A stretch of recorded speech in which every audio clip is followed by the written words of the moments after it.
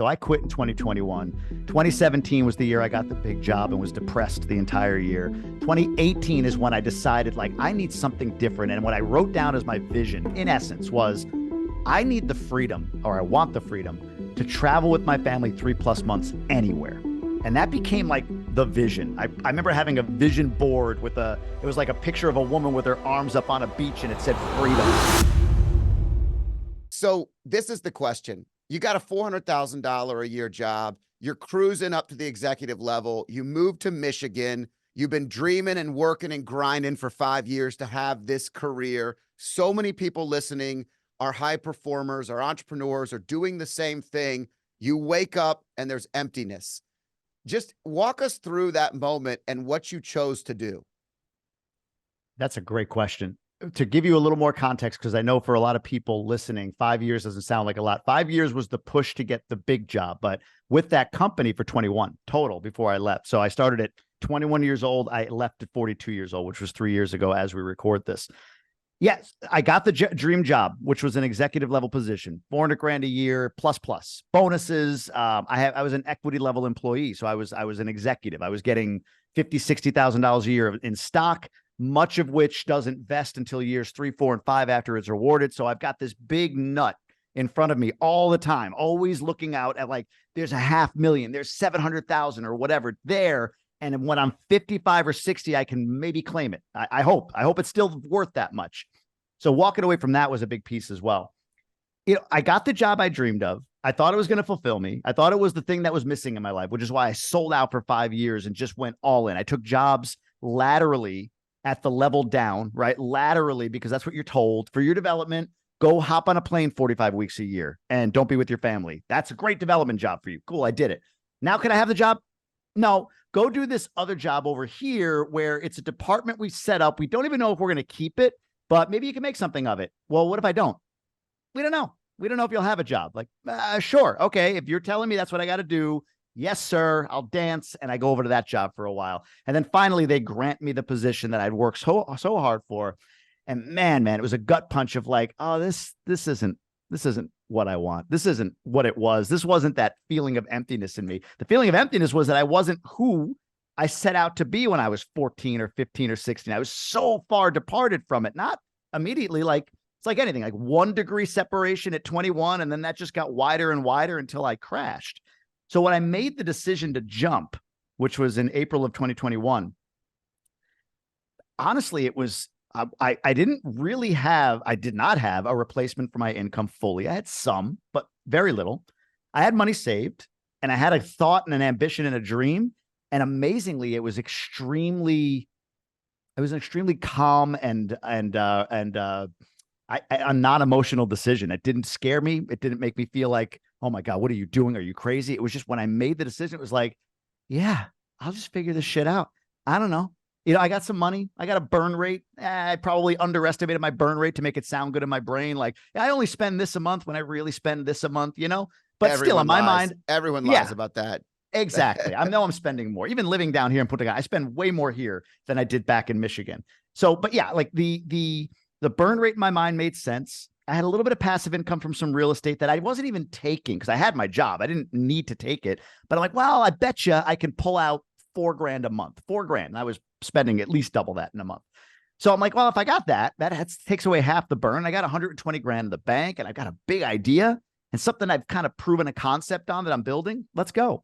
So it was really just sort of like this clear, rational decision inside of me, even though it seems so irrational to everyone else around me. I hope that answers your question. Yeah, totally. And I think it gives a great background to the listener, which is always what we want to do, is to get a little insight into who you are and how you were making those decisions. The question I have next, just to understand, is walk me through your family at this moment. Well, how old are your kids? Where's your wife in this situation? How do you go through this challenge together as a family, and where does it take you from there? Because I know that's always, I think my wife trusts me. And if I said, hey, this is what we're doing, my kids would be, I have 2 sons. And so they would probably like have, at 14 and 17, there'd be a mutiny. But prior, they would have trusted us. So I'm just interested in that aspect. Yeah. I'm trying to think. So 2021, that was 3 years ago as we speak now. So my kids were 6 and 3, two boys, same thing, two young boys. My wife, stay at home mom, still to this day I don't know. I say now that we live here, like, what is your wife? I'm like, she kite surfs, right? That's pretty much what she does right now. But, she does some other things, but she doesn't have a job. She didn't have a job at the time. And that's a scary thing. Like, oh, did you have benefits? No, I didn't have benefits. Oh, did your wife have an income that you could rely on? No, my wife didn't. It was me, my income. I'm throwing it away, casting it aside, 2 kids, mortgage, the whole nine. So it's a scary time, or it can be scary, at least on the surface, to seemingly to make that leap. But yeah, I'm sorry, you were asking about what Well, it just looked walk me like. through the conversation. Like Yeah, you come in, okay, you decide to do this. yeah, Just give me a brief analysis of, does she immediately say, okay, I got you. yes. I'm with you. She does. That's the incredible thing about marrying right, I guess, for me. My wife, first off, grew up here in the Dominican Republic and grew up poor. So she knows what nothing is. And when she talked me through my fears, well, Jesus, what if this happens? What if we lose? What if that? She's like, really, really, what's the worst case? Really? Like, we need to get a 2-bed apartment. You can get a job for 70 grand a year. You made 300-400. You can find a job 70 to 100. You can go manage a Panera Bread, right? Like, it was really like when she sat there and talked to me about it, like it was my fear of losing status, which I still have. I'm not like over that. I mean, we all have significance as a human need. So there's a fear of losing status, and her ability to say, listen, I came from nothing. I don't want to lose status either. She's like, don't get me wrong. I'm not saying let's just like, fuck it, see what happens. Right. Right. Like, but if the worst happened, we just downgrade our lifestyle, but we are still together. We're a family unit and we're ready to go. So that was huge for me. In fact, my wife was so calm about the whole thing. I told her in February, it was in COVID, and we went down to Florida for a month just because we could. I had my job. And I talked to my boss, like, we want to get out of here. She's like flaming lefty. The COVID thing was a big thing for her. Like, oh my God, everybody's got to be okay. So I took advantage of that. Like, our mental health, we need to get to Florida for a month. And she said, yes. This is a boss and I that did not get along, by the way. So I go to Florida for a month, and that's where I decide, with that environmental change and the drive down for me, that I'm going to leave. So I tell my wife, she's on board. I'm getting like a week before, which was like 5 weeks later. After we get back from Florida, I'm going to do it. A week before, I'm like, babe, I'm going to walk in Friday and quit. Okay. I'm like, okay, cool. And then like 2 nights before, finally I broke a little bit. Like, are we sure? And she finally talked to me about it. So my wife was like overly cool. And that's where she said, what's the worst that's going to happen? Honestly, like, go get a job again if you need it. But like, you're never going to know unless you make the leap. So then I was like, all right, cool. I'm ready to go. And Friday I walked in to my house office because it was COVID. I messaged my boss and I quit. And yeah, it's been an amazing journey since. But my wife has been incredibly supportive, incredibly supportive. So you made the journey to the Dominican Republic. Walk us through that. And I've looked at a ton of your content. It's super fun. I actually have a friend who goes down there a couple times a year. His son's doing some baseball, significant baseball training. Have another buddy who moved down there after getting out of the foreign services with the government. Super, super smart guy. He loves it. So I'm interested, in just walking us through deciding there. Obviously, your wife had the background there, so that makes Yep. sense. But walk everybody through what that looked like. To going back a bit, the thing that I anchored into early, so I quit in 2021. 2017 was the year I got the big job and was depressed the entire year. 2018 is when I decided, like, I need something different. And what I wrote down as my vision, in essence, was I need the freedom, or I want the freedom, to travel with my family 3+ months anywhere. And that became like the vision. I remember having a vision board it was like a picture of a woman with her arms up on a beach and it said freedom. Like, that was my vision board. And for me, it was that travel with my family 3+ months anywhere in the world. So when I quit, that wasn't necessarily what we were like, I quit, let's go. It was like, I quit. Are we okay? Are we surviving? So for a year or so, I decided, I decided just to kind of anchor in and see if my vision for my business would actually work. And it did. So we did all right. And after a year, we're like, hey, should we do this thing? Travel 3+ months with our family anywhere we want to go. And then it became, where do we want to go? And we thought about Europe and all these different places. But to your point, our kids are at the age, you said it a moment ago, where we're still the coolest people in their life. So moving them somewhere else is way easier. People think it's hard at 8 and 9, like 15 and 17 or 14 and 17. That will be way harder unless your kids are just aligned with being, having wanderlust or whatever. But most of the time, like 6, 7, 8, 9, 10, like you're getting to a point over 10 where your kids are probably not going to want to play. So we thought now's the time. Our kids are young, they'll do whatever.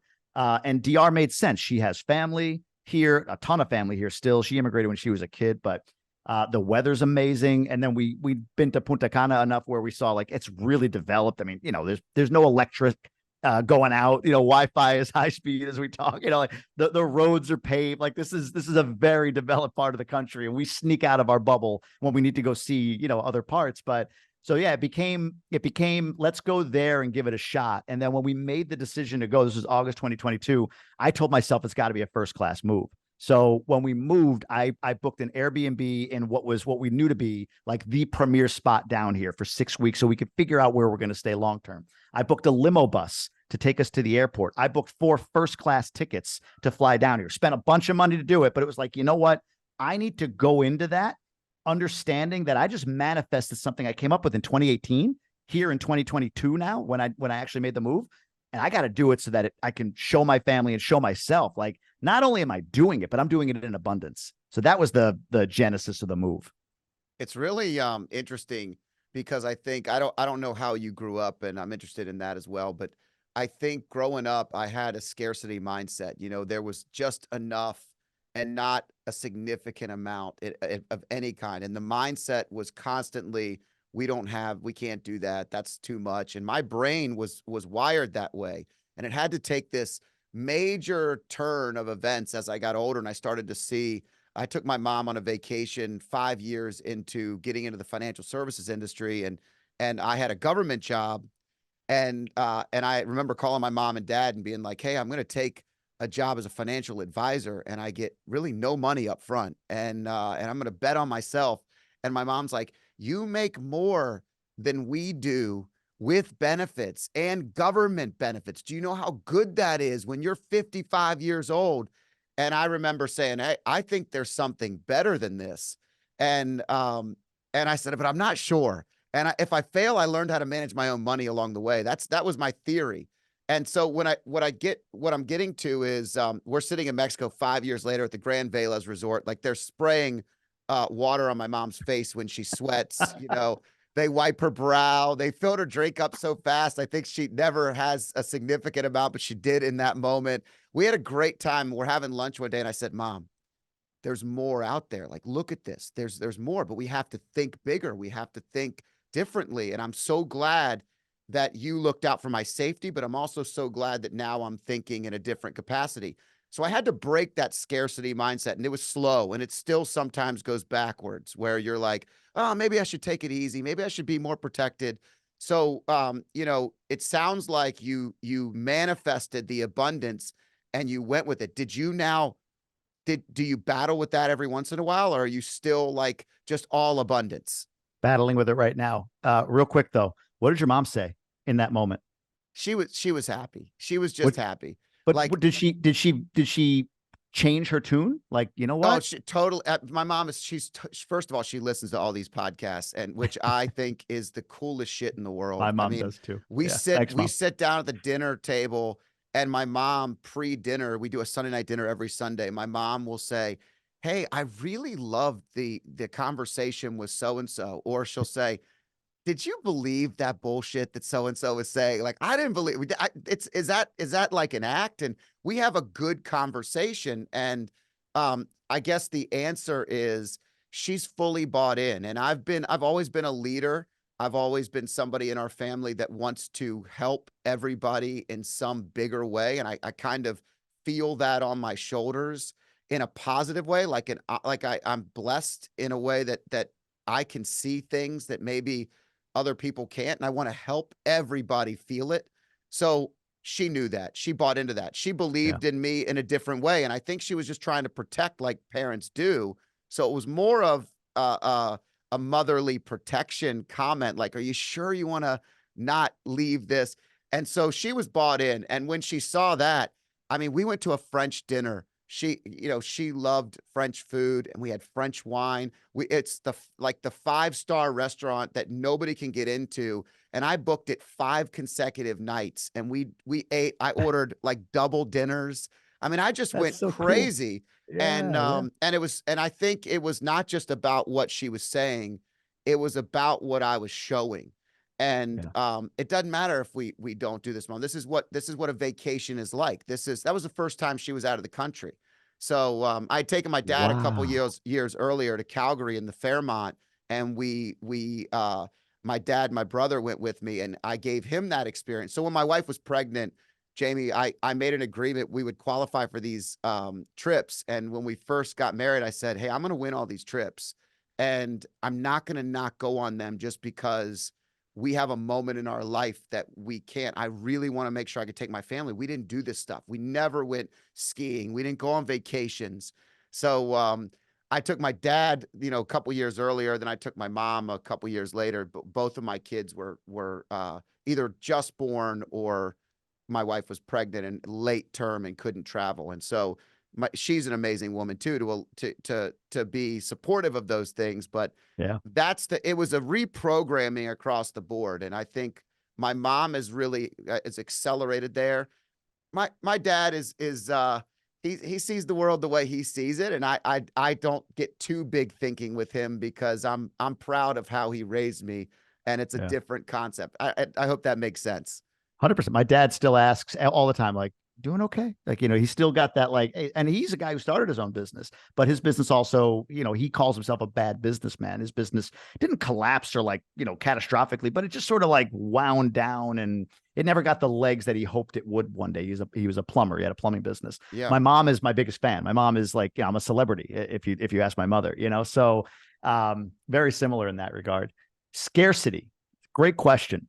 Yes. Oh my God. All the time. So I think it's like a matter of flipping the switch for me to receptive or not receptive, as terms of whether or not I'm in abundance or not, meaning I'm always doing something. Those things tend to be in service, whether it's a podcast like this or part of my mastermind where I'm just, hearing somebody, maybe coaching them or whatever it might be, right? Like, I do believe that what I do provides value to others, which is great. But then the receptivity on the other end, sometimes I shut that down, and then there's other times I open it up or whatever. So when I left my job, for instance, instantly leaving my job for some reason, like the universe said, okay, there you go.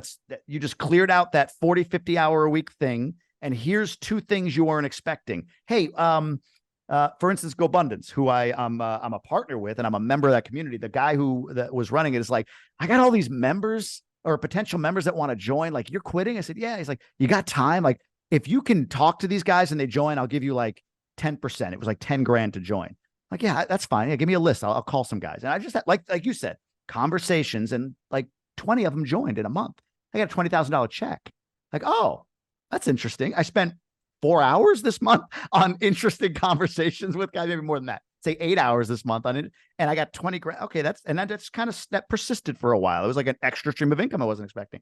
Hey, I meet this guy who, by the way, is a Family Guy writer and has a syndication business on the side that he started for the last 20 years in multifamily. And he asked me to partner with him. And initially I say, no, I'm too busy, whatever. And then eventually I say yes. And, we close on 7, 8 deals that are doing well right now in Denver. Not like, multifamily is a tough spot right now, but they're doing fine. We're stable, which is great. Great. But those things came because I was like, I just quit. What are the possibilities? I'm wide open. I'm just going to be in service and be open to receiving. But there's times, man, where I get in my own, like, oh crap, this is going to run out. Like, the money's not going to come. My efforts aren't enough. Like, this isn't going as fast as I thought it would, or it didn't go the way I would. So I start to close my receptivity. I'm in like scarcity. I'm like, no, hunker down. No, we're not going to dinner. No, we're not doing that. Like, go through, cancel Netflix. Not that I've ever done that, but you get my point. Like, you're going through like the Athletic. I pay $7 a month to the Athletic to follow articles about my Buffalo Bills. Like, shut that off. $7 a month, save it. And it's like, that's not the right strategy. Right? So to open up my receptors, to open up my ability to receive abundance. And I went through this at the end of last year and had a nice run. And I feel myself retracting right now, to be honest with you, even though outwardly it looks different. To open my receptors, what I do is remember to be in service without expecting anything. When I get in, like, I'm in service with a transaction mindset on the back end, like, I'll get on a call with you, but I got to close you, or I got to sell something to you, or whatever. Like, when I'm in that mode, I notice I go full scarcity. But when I just go like, release that, forget it. I don't know how it's going to come. I don't know where it's going to come, but it'll come. I don't care if it's going to come right, but I'm just going to be in service to whoever I'm interacting with. Like when I go there, truly, not like, oh, okay, let me be in service, no transactions. There's the transactions, not like that, tactical, but just release it literally and say, I'm just going to trust. Just going to trust that if I'm in service to whatever interaction I'm having, a podcast, a one-on-one conversation with somebody, whatever, without worrying about what it's going to do for me, man, things just kind of go up. And I can feel myself now, like I had a good end of the year, good start to the year. As we're coming to the end of January, like some things popped up. Our house in Michigan had this pipe go and da-da-da. It's like, oh shit, pull it back in. So I could feel myself going to scarcity, and I don't like that feeling. So I'm working now on like letting go and releasing again, but all the time. Maybe you are. Are you constantly in abundance? If you are, you got to teach me. No, not at all. I do stupid stuff all the time. I mean, I've been in the financial services business and running a company for 22 years. And the difference between you and I is that when I got fed up with corporate America, I just went out and started my own company. And so I pitched it to my family that we'd have all this extra freedom and all this extra time. And I literally gave up a lifestyle business to run a big business that eventually in the first couple of years was running me. And so, but I was very proud and I was very excited and I was building something bigger than myself and I had a great mission. And, fast forward 8 years, we're in a really, really great spot. I have an unbelievable team. I'm able to do a lot more of the things that we dreamed of, and we've made a lot of adjustments and changes. But the scarcity thing is no matter how successful I become, I start every year off and I start going through, I'm like, what are we cutting? What are we cutting? We are wasting so much on dumb stuff. What are we cutting? I have a monthly liquor bourbon club that my wife got me like 4 years ago. I have wanted to quit it, but I give it away. I love it. I actually enjoy it. You can't drink that much. Even if I was a functioning or unfunctioning dysfunctional alcoholic, I couldn't drink everything that comes. Yeah. And so I have this unbelievable collection. Beginning of the year, I'm like cutting it out. And, all these little things that, so I do battle. I also think you hit on something super interesting to me. And that is, so if I go down to the DR, I've been down once. I stayed at the Paradisius. I don't even know if it's still around. Yeah, I think so. But I've heard of it. Punta Cana. And it was one of the best spas I've ever been to. It was phenomenal. And anyway, I'm sitting, let's just say I go on vacation. I have a week of space. This is what a vacation is for most people. You have a week of space. Now, whether or not you allow yourself to have that or not, I've always allowed myself to have that pretty well. Even when running the business, I disconnect in a good way. Enough that I can stay connected to run it, but not so but disconnected enough to be open.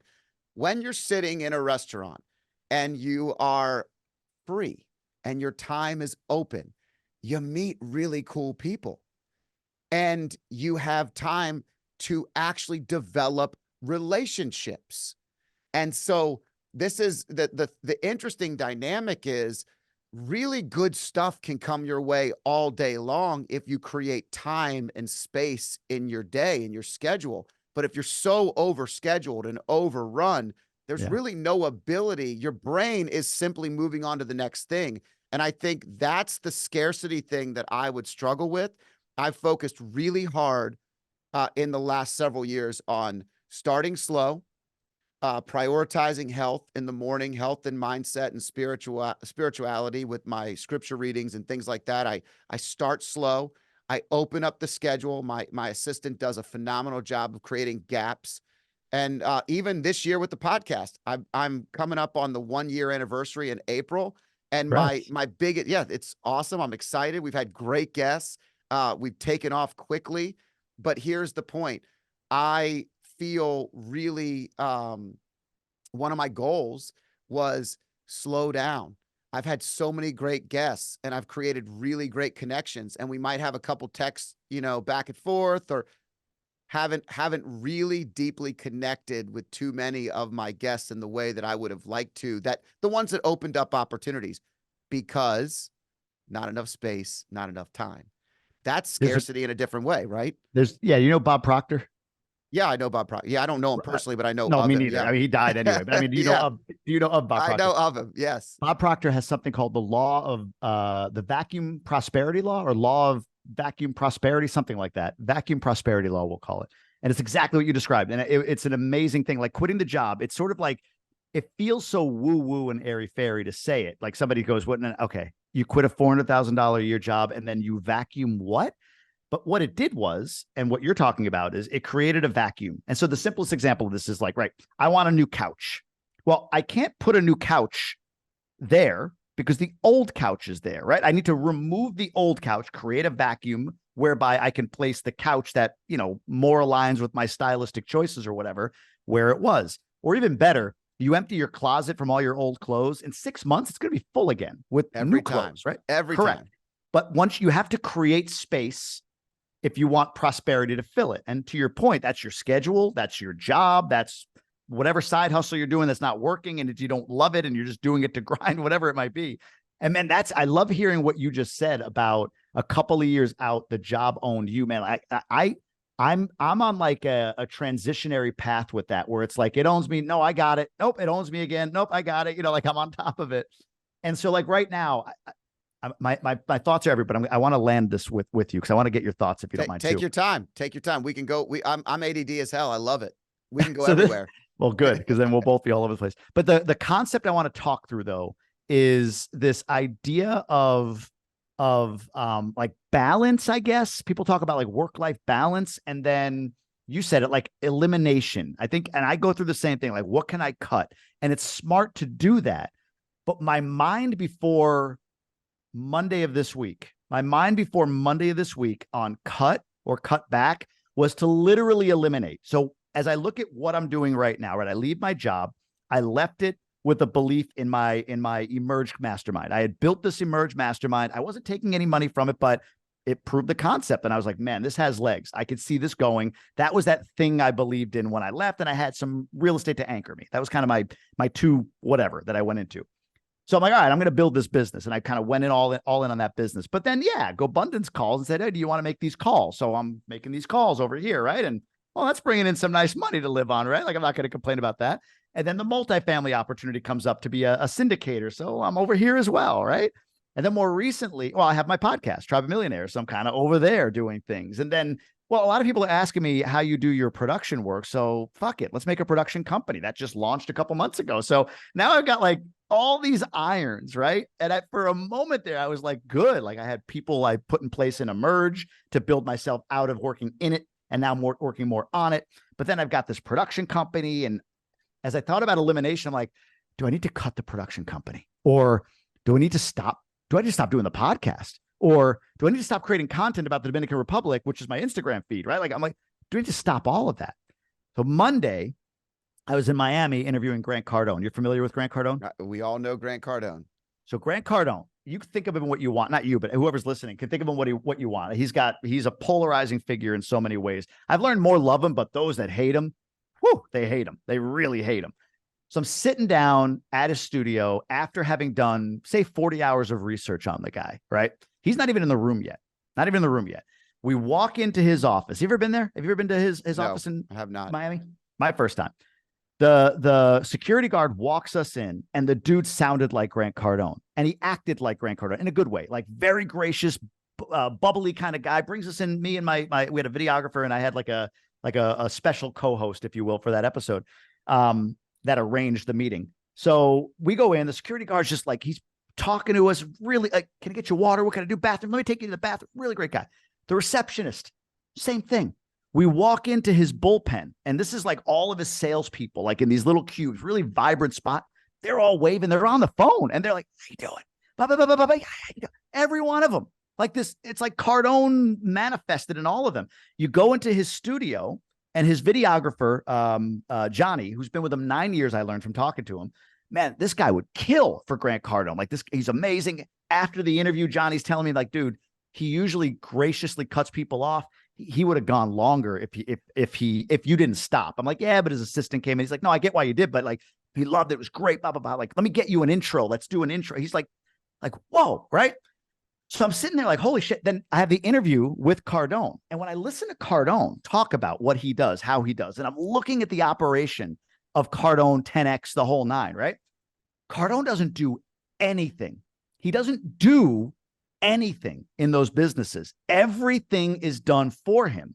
What his people know is, whoa, this guy's a force of nature, personality wise. And his ability to create culture and motivation within his organization is not tactical. Don't ask him to, sit in on employee discussions. Don't ask him to do performance evaluations. That's not what's going to build the culture. Don't ask him to even tactically come up with, how you compensate or do anything. Like, he's not going to fire anybody. He's not going to hire anybody. We want to create the entire room, gas in his car, seat warmed up, coffee at the table, everything's done. Just put the guy in the room and it'll rub off. And holy fuck, it rubbed off. So now I'm looking at it like, wait a minute, this guy doesn't eliminate writing books. He doesn't eliminate his podcast. He doesn't eliminate traveling. He doesn't eliminate 10X Ventures. He has 22 businesses, 12,000 units. He's doing everything. But he's eliminating his role in everything. He's hiring amazing people. So that was like a major mind fuck for me. Like, okay, I went from, I have to shut it down. And now I'm like, no, I need to shut down anything I'm doing in these businesses, which all have value and all have proven concepts. People are paying us, right? Like, even on a small level, people are paying us. I have to eliminate my role as anything other than whatever the hell my zone of genius is. And I believe my zone of genius, and this is going to sound arrogant, but I don't mean to, is like a Cardone. I have energy. I love the one-on-one. Like, put me in a room and I love having it. Even at my job, I would have great discussions with employees, man. People loved me. I hated the logistics. I hated writing an evaluation. I wasn't good at it. I was terrible at firing people. I did it a dozen times. I developed a thick skin and did it, but not me. Just let somebody else do that shit, right? So I've started to, in the last 3 or 4 months, build out. I have a great operations partner who I found at my job that used to work with me, and he doesn't want a job anymore. So he's doing like a 5 to 9 with me, and he's an amazing operator. So I'm doing stuff with him. That helps a ton. And he's even like, we got to build you out of everything.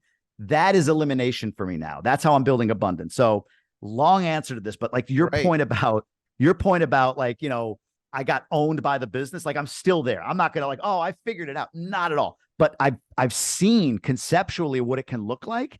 And now I'm like really passionate. Like, I got to clean up a bunch of shit it needs to be cleaned up. It's my own procrastination. But beyond that, man, it's like, how do I eliminate me from anything that I don't need to or even want to be doing and place myself in the right position for my gifts? So I don't know. Is that kind of where you went, what you're doing? It's absolutely defining what I've spent the last 8 years building. And so there's 2018, I went out to Joe Polish's event, Genius Network. Yeah.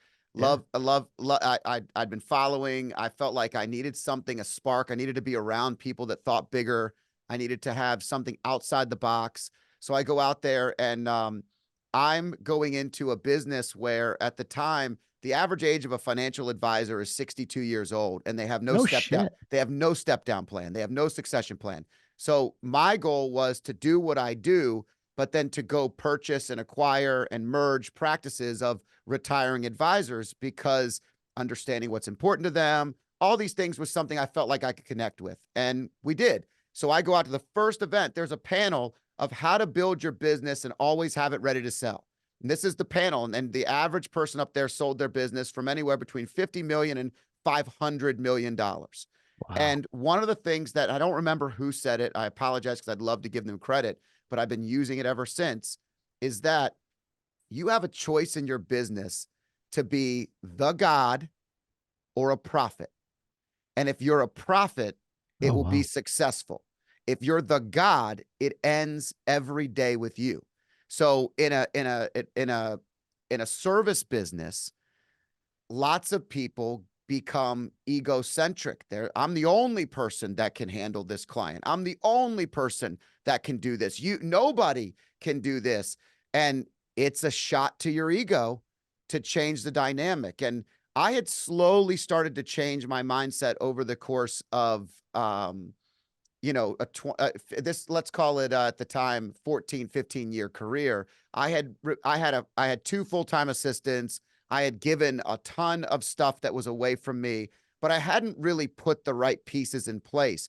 when we started the new business, and that was my first, this is 2 years into the business. So this is about the time that I'm overwhelmed, which we said we'd cover today, but I was overwhelmed. I was successful. I'm using air quotes for our listeners. So I was on paper earning way more than I did in my previous role, but most of it was phantom income, which means I was just being taxed on it and never actually receiving it. And I said, this changes today. And so we started to build out the models of not being, so every decision where I had to be the God, I wanted out. And that's how I started to lay out the business. And fast forward, we have a very, very functioning, scalable, process-driven business that there are still things that I have to do. If it requires, I'm not Grant Cardone. I'm a long way from being that. I don't know that I want that. But I know that I have an energy that has to be harnessed and put in the right direction. And if used in the right Well said. way, it is powerful, more powerful than I understood. But when I go into a room, I want to pull the best out of everyone in the room. I want to help everyone. I want to learn everything I can. My give a shit factor is 1,000%. And what at every moment in every conversation. And that can't be if you're making 27 decisions in a day. Agreed. That can't happen if you're the God of your business. You've created a bullshit business if you're the only one making the decisions. That is a very, very limited and scarce mindset. So that was probably the changeover. And everything you just said about Cardone was that culture of every Monday we have a Zoom call in our company where all of our back office, our core business, 25 people get on, and we do a Monday morning huddle, because we say life is my model, right? My life model. Life has to come before wealth. And if you don't prioritize life in your business, you're not prioritizing what's most important. So every Monday we have a 30-minute to 45-minute. I don't give a damn if it takes 50 minutes. People care. I don't care. Right. And I'm like, hey, Jamie, what'd you get into this weekend? What's going on? Share with the group. Guess what that does? Every single person knows the other person. Every single person wants to work for the other person. They actually like the other people they're working with. They know their story. They know their struggles. And then on Fridays, we do wins and challenges. And the simple thing in our company that we started right around COVID in 2020, but 4 years later, this is one of those things where the culture, you see it changing. And if I'm not there, the calls and the Zooms aren't exactly the same, but I'm working to make sure that they're replicated. We never miss them. We always keep them. And there's a million things we do like that in our team. So, yeah, I think there are times to eliminate, Jamie. I think there are times that we should eliminate something. If I find myself doing something I don't enjoy, which my assistant and I go through every year, hey, I hate doing this. I don't want to do it ever again. And I usually throw a temper tantrum that sounds like this. This is not my job. This is not my job. Why am I doing this right now? And I have to explain, I'm saying this to me. This is not to anybody else. This is Scott. Right. What the hell are you doing? You are wasting your time. You can help way more people, which is your mission in life. What are you doing wasting it on this stupid ass task? I love that. That is, I mean, that's kind of, it speaks right to your point. It does. And what you just talked about, really, for me, I guess it doubles down on what I'm learning. For some reason, I felt like culture was something I was not great at because I wasn't tactical enough. But culture, you said it. How did you put it? Like, I've got all this energy. Somebody needs to harness it and point it in the right direction. Having an operator for me now, like, so I'll give you an example. In Emerge, Go Abundance Emerge, right? It's a mastermind group where we bring in people that are looking to be future, what we call whole life millionaires, not just money, but, balance it out. I want to have great wealth, but also be in great health and be a great dad and a great husband and all of that good stuff, right? Yeah. So I was doing everything, every series call that we do, every back end booking, everything, right? And I brought in an assistant, a VA, and then okay, that felt better. The operator's like, you got to be Tuesday night guy. What that means is on Tuesday night, when we bring in a new membership cohort, there's a 6-week onboarding. Part of that 6-week onboarding is a Tuesday evening call talking about the week's discussion, which I love. I've made the 6 weeks of onboarding, vision, planning, goals and habits, all of that. Like, so He's like, we need you, all you need to be is Tuesday night guy. And I am this close to simply being Tuesday night guy in Go Abundance Emerge per my operator. So, but I have a question for you on that.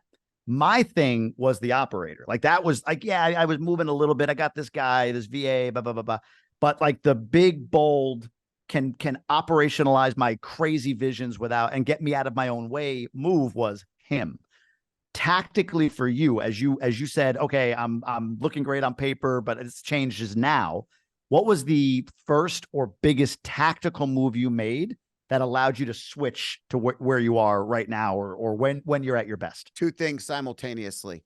Number one, I was an idiot and had worked with two people who literally had done everything for me in my practice for the last 8 years. I had one that had been with me for 14 years, and the other had been with me for, say, 5 to 7 of those years. And I decided when I started the new business that, our two partners, myself and my other two partners, we could handle it all. And I couldn't handle my life. I couldn't handle my schedule. So again, I'm sitting in a Genius Network meeting and we're doing an activity and it says, where are you on the scale of these things? And you're giving yourself a rating of 1 to 10, and everything was off kilter. And I'd done my life model for myself, but I just couldn't. I knew I needed someone. So, again, I decided I was going to hire an EA, an executive admin. I read Michael Hyatt's book about all the things that an executive admin should do when they got hired. I immediately handed it to them. And, God puts the right people in your life at the right time, in my opinion. And not only do I get somebody, but I get someone who grew up in an Italian and Greek culture, which means that my intensity and excitement is something that does not dishevel that person, does not change that person. I found the right human and we Yeah. started to work. The first day we sat down, I said, my family's number one.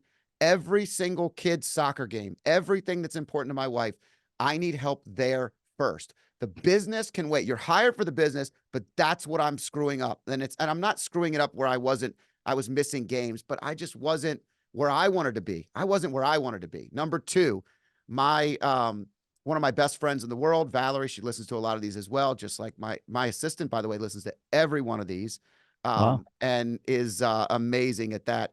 Val, my COO of our company. So this is the human that I would say was the catalyst for all the other business attributes. I needed to find the execution point where the problem with operations people is when you share your idea, they believe in building the world from the bottom up. Mm-hmm. And I see the world and you see the world from the top down. So you go into a room and the very first thing you say is, okay, all right, 5 years from now, this is what it looks like. This is what I feel. This is what I see. And the operations person, 90% of them look at you like you are the dumbest idiot who never got through school. You probably failed through college. Like, you are so stupid. Now, they were the straight A student who did great in Yes. math and science. And now the difference is, instead of us fighting with each other on what makes us different, as I got older, I started to really appreciate the differences. When someone's hyper analytical, I'm like, man, this is super cool. I bet you get into the weeds on this. And so my COO, I kept seeing things that I don't think she could see. And I Yeah. kept putting her in positions that were uncomfortable and challenging. And I've pressed her and pushed her and really, really, I've just seen how beautiful she can thrive, and she sees it too. And all along the way, I'm like, hey, come with me up here and then let's work our way down. Come with me up here. Let's work our way down. And so now we get together, we share what we're trying to accomplish, and she executes the shit out of everything. Where'd you And find her? If I can ask, where did you find your COO? I trained her. So Valerie is one of my best friends in the world. So the best story is I trained her as a financial advisor at Edward Jones when she started. First day she's knocking on doors, she calls me crying, like, I can't do this. This is the worst job ever. I'm like, there's no crying and knocking on doors. You can't do that. This is, and I'm training her. Well, we get through the first like 90 days of training. She asked to take me to dinner with her husband who plays soccer. And I played soccer my whole life. And We become best buddies. We start playing. We played 15 years, like 2 to 3 times a week together. Our wives, she and my wife both were pregnant at the same time. Our kids, our friends in high school. You can hear the energy in my voice. I got blessed that this person came into my life and I saw their talent from the beginning and continued to invest in them. The last thing I'll say is this. It's huge. When you want to go from the God to the prophet, you best be ready for failure. So what I mean by that is people like us don't like shit breaking. And so we have to get used to people not seeing everything that you see. And it's okay. So when they tell you that they broke something, there's got to be grace. There's got to be time. There's got to be energy into teaching why it's okay. So you can say, oh, that's really bad, but you got to move on right away. And I feel like that's something I had to work on really, really hard, but it's also something that I feel very good about today. Well, I'm just going to make a couple assumptions. You were a public school kid.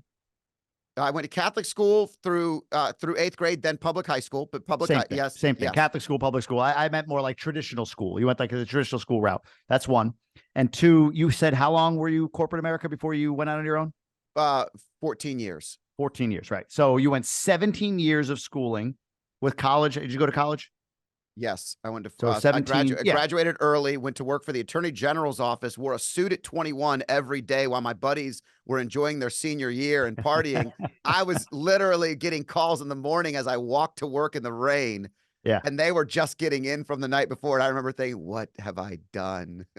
Yeah. So 20 years then, maybe 13 years of school. I'm sorry, 16 years, 13 years of kindergarten through end of school. And then, 3-4 years of college, right? And then 14 years. So you got these big blocks of life where you were in a situation where you just said the F word, failure. Failure is not accepted in those traditional modalities. If you fail in school, you are that. You're a F student. You're a failure. It's a big red thing. It's the mark. It's the scarlet letter, right? Like, failure is not well received in public school education, in college, and in corporate. When you're in corporate, follow the damn process, which I get. I mean, you have to have processes and everything. But like, I remember I'm a creative guy, and the best leaders that I had would give me space for that. Like, we got our processes.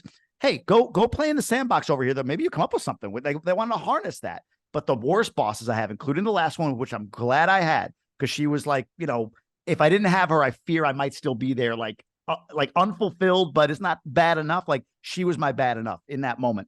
But like, you deviate from the process, it's a failure. You don't fail. If I succeeded deviating, then, oh, good for you. But man, the moment I failed. So then you go over to this entrepreneurial side of things. And I wonder if, like, I don't know, like the Trump kids understood this their whole lives being in that household. But like, you don't make a cake without flour. You don't have success without failure. Failure is the flower of the cake, right? Like, it's not a matter of avoiding it. It's like, I gotta push to it. I'm going to have to get there in order to have the success I want. I love what you said, because I have the same thing. Failure, I'm conditioned to view as ugly and bad, and publicly, especially, holy shit. That was one of my biggest fears in quitting my job. Like, what if they see me and I fail? And then I've got fear of judgment on top of that. Never mind fear of failure, fear of judgment for failing. That was even more crippling for me, and probably for many people.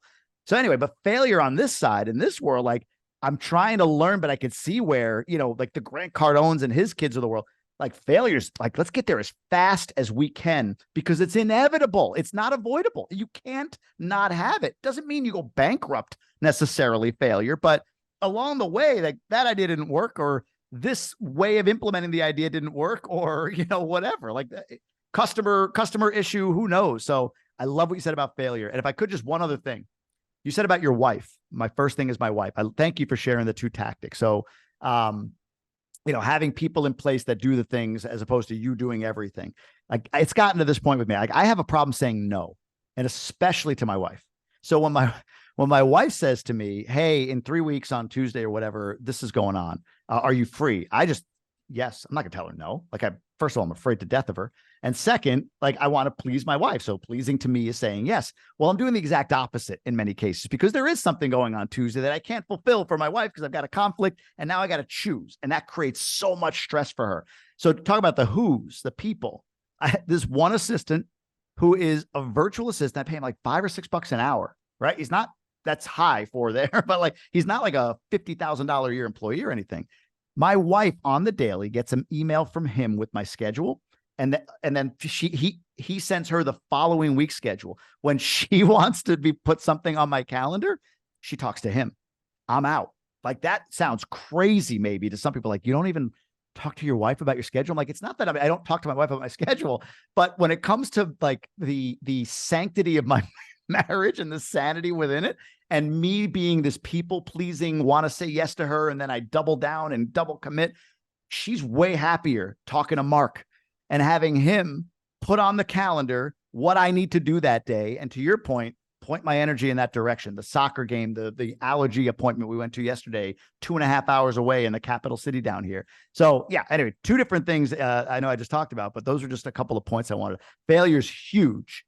And then, having those who's is, to me, I'm learning how incredibly big that is. Well, I love it. I actually would say that I have always, because I grew up and we talked about this on a previous podcast a couple weeks ago, but because I grew up in such a loving big family where my voice was constantly heard, I have no problem telling my family no. Yeah. And that's that. And I have a problem telling the world no. And so I've worked really hard at the opposite, where I have to be more open.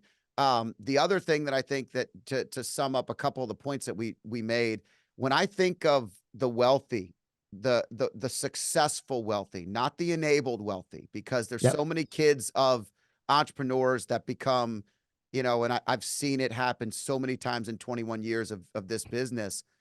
It's frustrating, but I think about this all the time. I'm trying to teach my boys how to think bigger. When they come in and talk about school, like okay, get through it.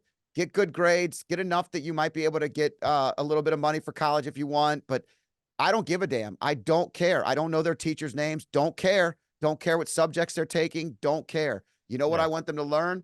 Discipline. I want them to learn the right energy, positive thinking, abundance, the things that when they get out, they're going to actually execute. And then the other thing I do is I talk about money. I'm depreciating the thing that I was chasing early in my life and my career.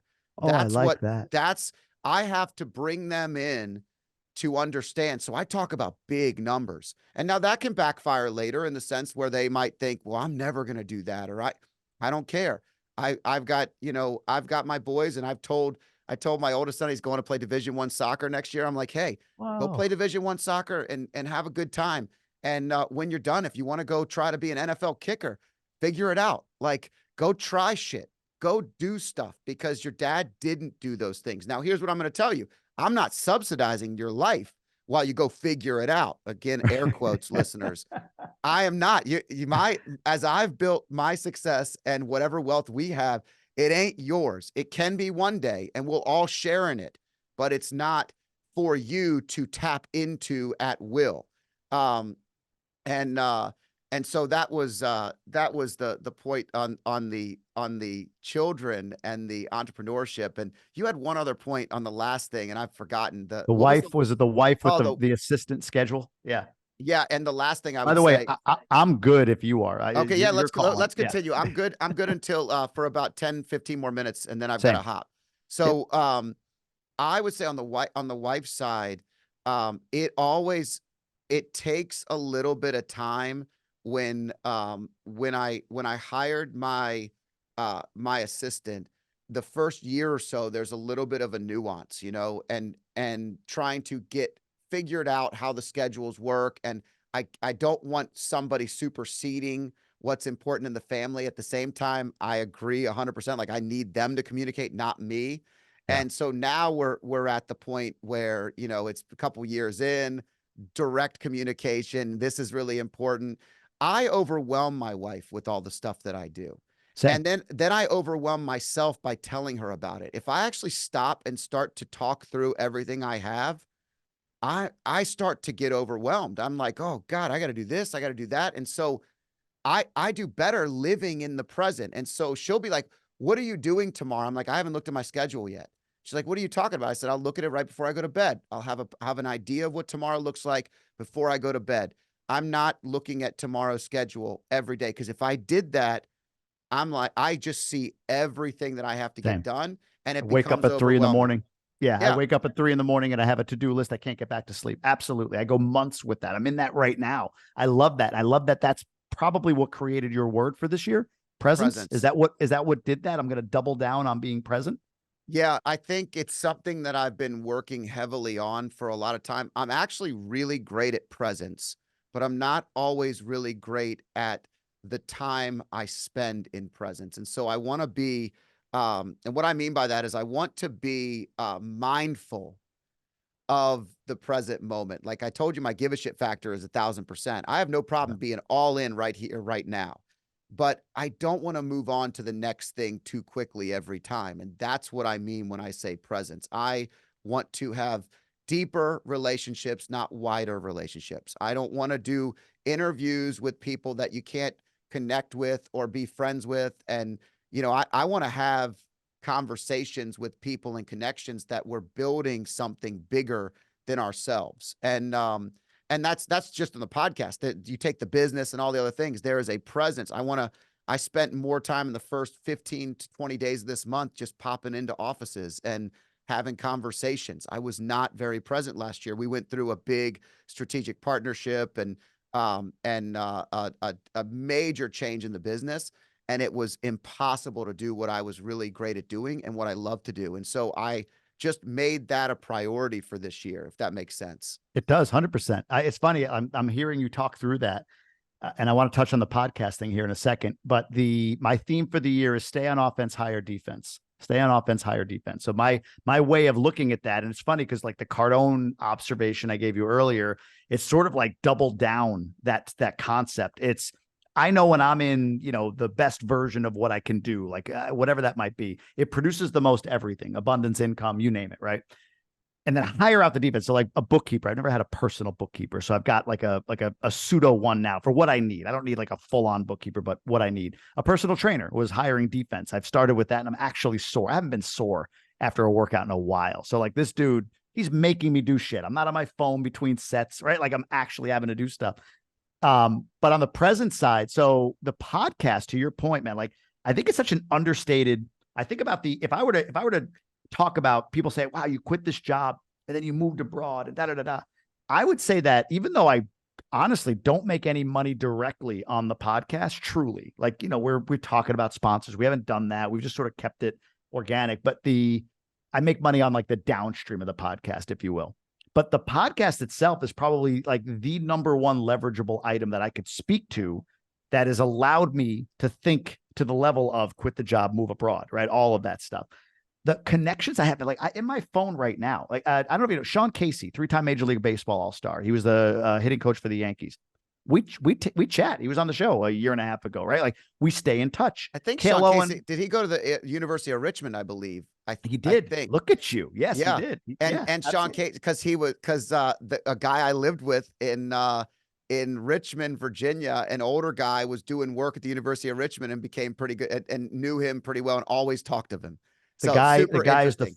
friendliest dude Yeah. in the world. It's cool to have him, but he's one. There's a guy, Cale Owen, who's the right-hand dude to Alex Hormozy. And, he and I built a relationship. Andrew Bustamante, who is a Everyday Spy is his brand. He's a former CIA spy. Fascinating dude. The number one viewed and listened to podcast on Lex Friedman. Like number 2 is Jordan Peterson. Number 3 is Joe Rogan. Number 4 is Elon Musk. Bustamante's number 1, right? Like incredible dude. And to your point, here's an example just this week. Cardone grants me an interview.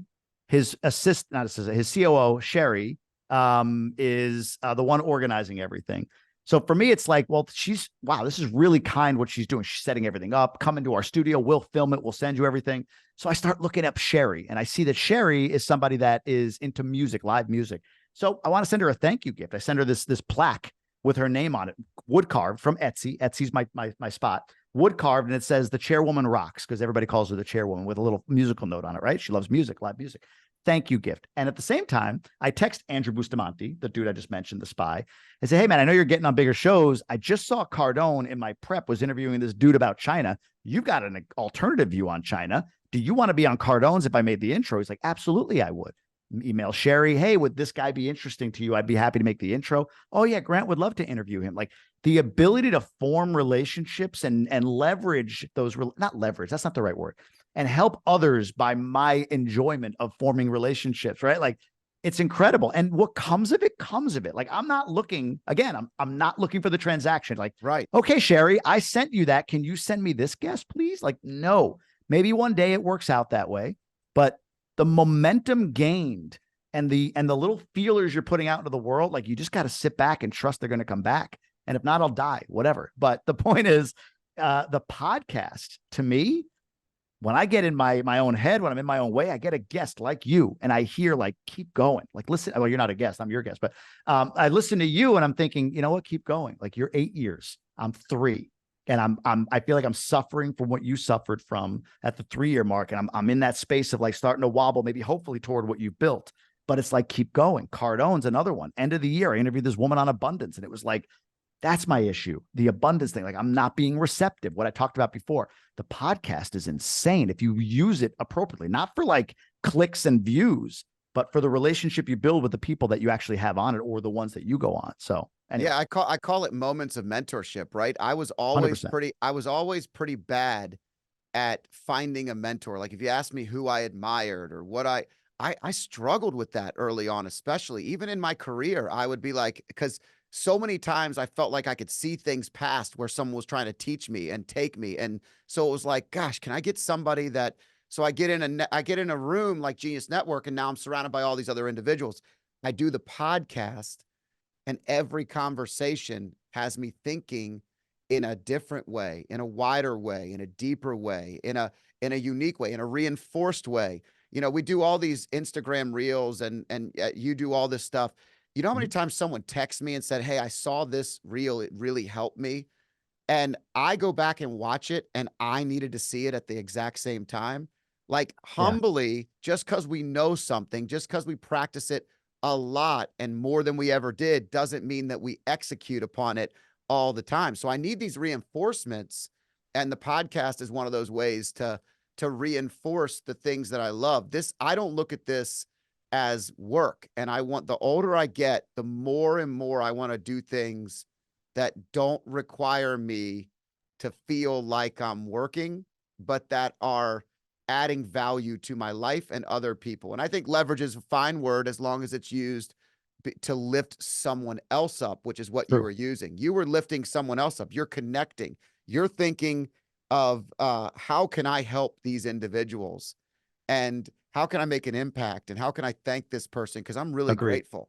It's the get part that I always have to like, that's the ego sneaking in, right? Like, what are you going to get for it? Like people even ask you that. So you're doing this podcast. Like, what do you get? How much do you make? It's like, it's not really what it's about, right? There's a longer game here, but I do a little bit of it is like, well, hey, fuck, I introduced you to this guy. Like it'd be nice to maybe get that guy that you just had on or whatever, but I have to consciously remember, like, I truly enjoy the gift. I'm not thinking of a tactic like, ooh, if I get Sherry something, this is going to pay off for me one day. It's just like I don't do it for everyone. It's not like every guest gets some custom gift, but the ones or the people or the situation that presents, and I just feel in my heart, like I want to do this, I do it. And then, the monkey mind goes into, okay, now what do you get back?